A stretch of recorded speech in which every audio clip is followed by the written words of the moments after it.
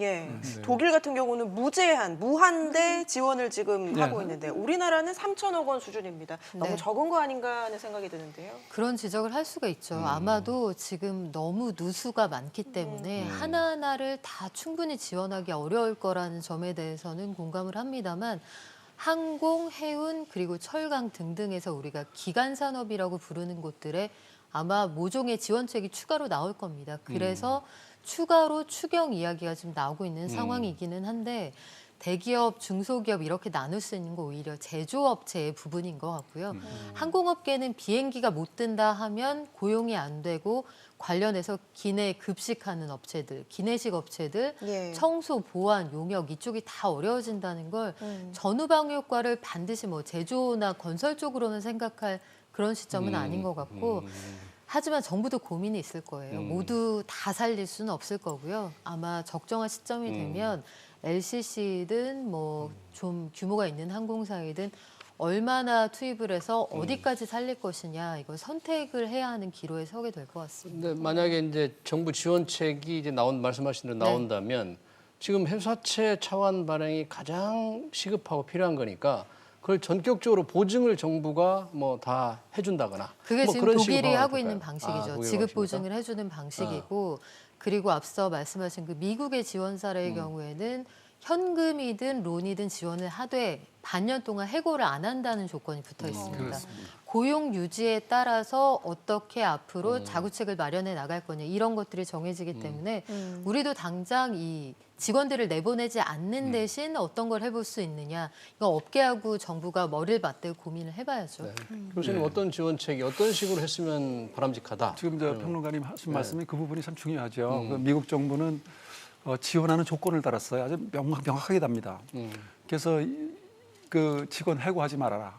임금 삭감하지 말아라. 임금 삭감하지 마. 그리고 경영진 임원들 그 보너스 줄여라. 그러니까 네. 금지를 시켰죠. 그리고 정부가 지정하는 노선에 대해서는 이 론을 가져가려면 융자금을 가져가려면 정부가 지정하는 기본 그 근간 노선에 대해서는 2년간 계속 취항해라. 그리고 서브시디를 가져가는 항공사들은 거기에 덧붙여서 네. 기존 운영하는 그 스케줄을 그대로 노선을 다 운영해라. 무슨 얘기냐면은 그 공공 서비스에 대한 것을 계속 유지를 시키고 그다음에 일자리를 그냥 보장해 주라는 거죠. 그 조건이 굉장히 쉬운 것 같은데 어렵습니다. 그래서 정부 돈을 갖다 쓰려면 그렇게 하라는 겁니다. 네. 일자리를 다 보장한다는 것도 네. 당시에는 정부 돈을 받기 위해서 단기적으로는 그렇게 하겠다고 약속을 하겠지만 정상화되더라도 기업이 예전만 못하기 때문에 과연 다 보전할 수 있을까 하는 그런 걱정도 있을 것 같아요. 기간을 줍니다. 그래서 뭐 저 싱가포르 같은 경우는 9개월간 뭐 몇 개월간 그러니까 이 코로나19라는 게 끝이 있거든요. 네.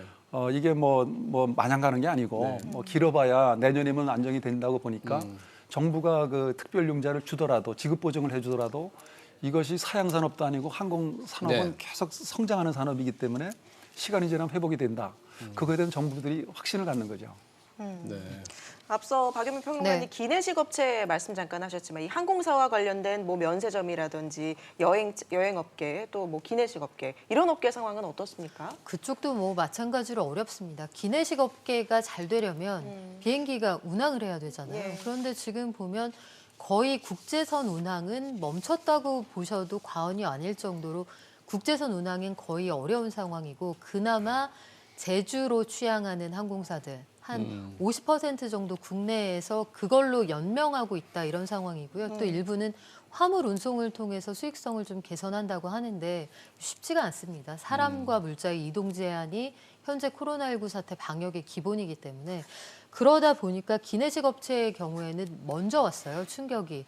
취약하니까요. 그만큼 계약직도 많고 기내식 공장이 문을 닫아버리면 거기에서 일하시는 분들 필요 없겠죠.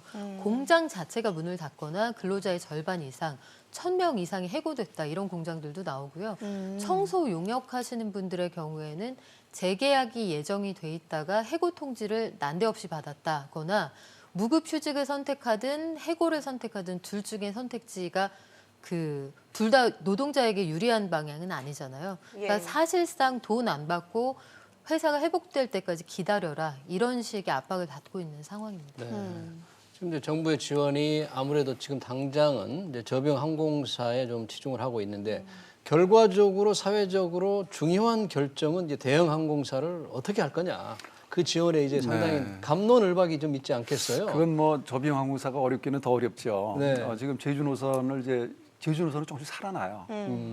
일단 지금 확진자가 줄어들기 시작하니까 제주노선은 아마 다음 주가 되면 또 늘 겁니다. 예. 근데 문제는 그게 연명하기가 힘든 게 예.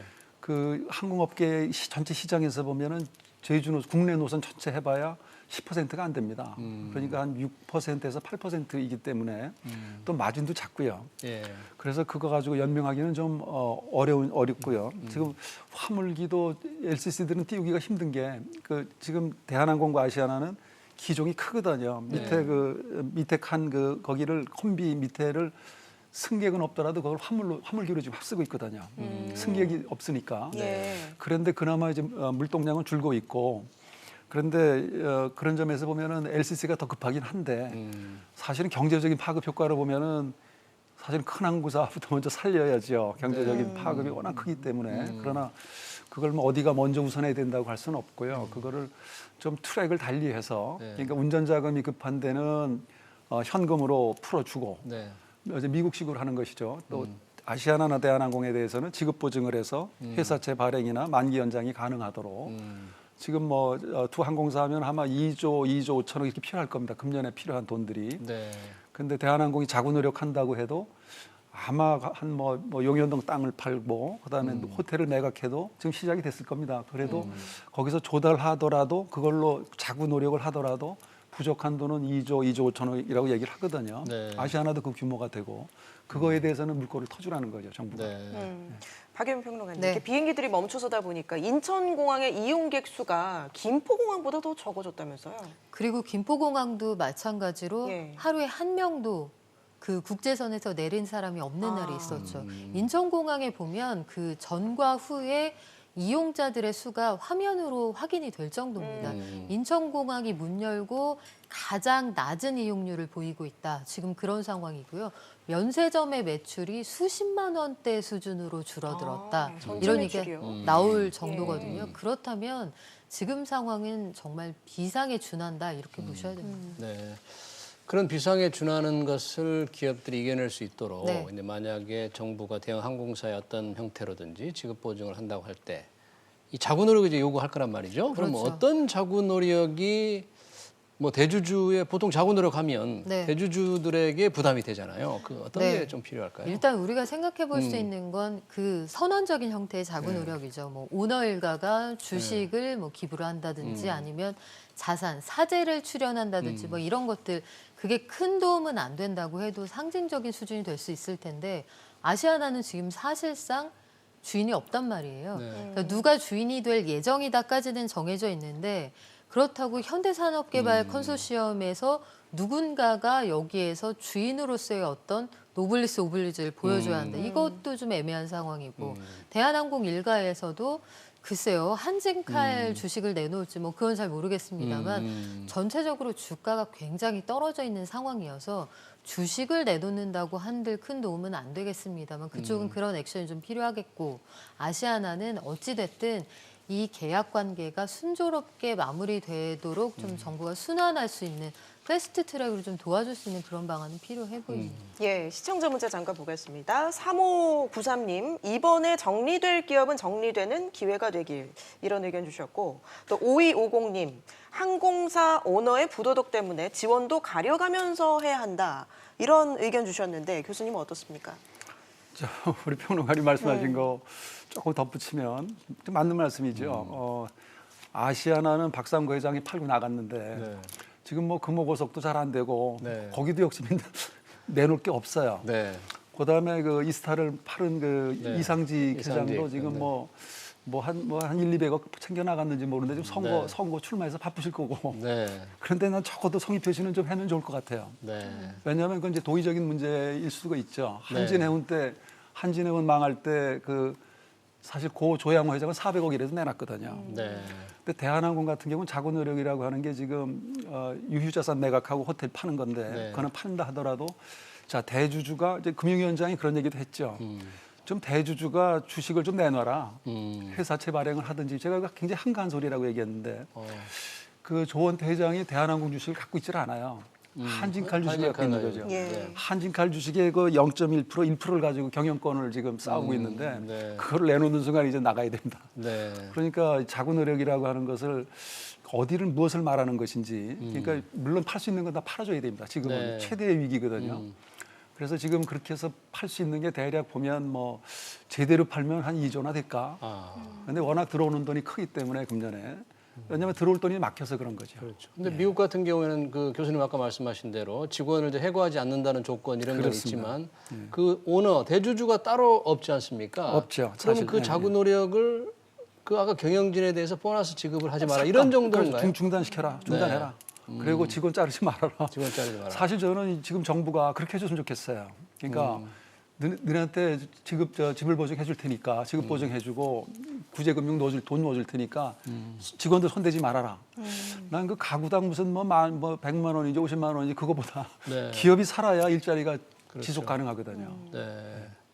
참 그럼 정부가 결정을 내리기가 정말 굉장히 어려울 텐데 네. 그렇다고 해서 마냥 지금 시간을 끌 수도 없지 않습니까? 뭐 네. 초침이 제깍제깍 다가오고 있는데. 그러니까 네. 업계에서 예. 그러니까 우는 아이 젖준다는 말이 있잖아요. 지금 네. 항공업계의 어려움을 대변해서 정부와 이른바 딜을 할 수 있는 큰 스피커가 없는 상황이에요. 이게 맞습니다. 조양호 회장의 부재와도 연결이 될 텐데 업계에서 상황을 그 객관적으로 전달할 수 있는 통로를 스스로 좀 만들어야 할 거고요. 지금 쌍용차도 마찬가지고 자동차, 전자 뭐 등등 어렵지 않은 곳이 없단 말이에요. 네. 그러면 여기에서는 우리 상황이 얼마나 시급한지를 명확하게 알리는 그런 루트가 필요하고요. 앞서 네. 이야기한 그 금융위원장이나 금감원 이런 곳의 이야기는 뭔가 지원을 할 수 있는 명분을 좀 달라는 뜻이기도 해요. 뭔가 그 업계에서 우리가 여기까지 하고 있는데 좀 도와주세요 하는 국민적 동의를 얻을 수 있는 명분을 좀 달라는 뜻이기도 하기 때문에 네. 여기 좀 현명하게 대처를 해야 될 겁니다. 네. 항공업계와 고 교수님, 정부와 이런 어떤 그런 긴밀한 대화 같은 게 조금 현재는 좀 부족한 상태. 지금 맞는 말씀 하셨고요. 사실은 그 5년 전이죠. 2015년에 우리 한진해운이라고 하는 그 해운업계의 큰 뭐 손이었죠. 그렇죠. 당시 세계 해운업계의 7위였으니까. 네. 근데 당시에 넘어가는 과정을 보면은 지금 그 금융위원회나 그 산은이 그때 어떤 결정을 했냐면 자구 노력을 했어요. 지금도 똑같은 걸 하고 있습니다. 그 사람이 그 사람이에요. 지금 보니까. 지금 그 기재부 1차관이 바로 그때 금융위원회 사무처장이었거든요. 네. 그분이 지금도 내놓는 걸 보면 똑같은 얘기를 해요. 그게 이제 금융의 논리죠. 근데 산업의 논리는 다르거든요. 그래서 산업에 대한 것을 정말 제대로 알아야 그래서 선택과 집중을 해줘야 됩니다. 어디를 먼저 살리고 어디를 좀 후순위로 미룰까. 그런 그 의사결정이 좀 필요한데 그거에 대한 정보 전달이 되고 있는지도 모르겠어요. 네. 알겠습니다. 오늘 두 분 말씀 여기까지 듣도록 하겠습니다. 지금까지 박연미 경제평론가, 허이영 한국항공대 교수와 함께했습니다. 고맙습니다. 고맙습니다.